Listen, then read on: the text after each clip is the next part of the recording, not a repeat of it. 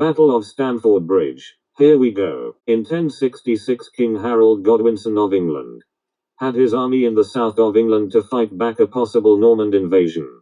But since he had been waiting a very long time and there was no invasion, Godwinson sent his army home. Just 1 week later an invasion came. Not from the Normans from the south, but the Norwegians from the north. King Harold Sigurdsson of Norway led an army of 11,000 men and 300 ships.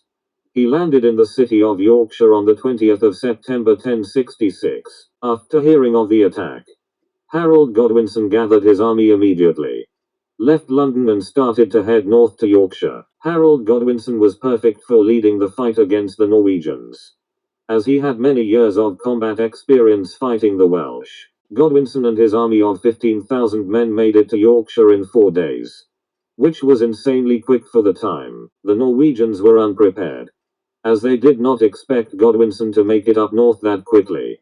Many of them were just sitting around with no armor. The English met the Norwegians in the fields east of Yorkshire at the River Derwent, and the Battle of Stamford Bridge began. Apparently during the battle a lone Norwegian stood on the bridge and blocked the English army. It is said that he was able to cut down 40 English.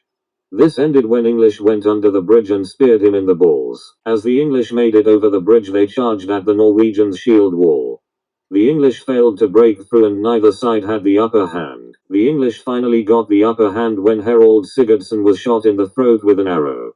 After this the shield wall began to break. The Norwegians began dropping like flies and the English had won the Battle of Stamford Bridge. The remaining Norwegians were chased back to their ships and sent back to Norway. The Battle of Stamford Bridge was a very important battle as it marked the end of the Viking Age.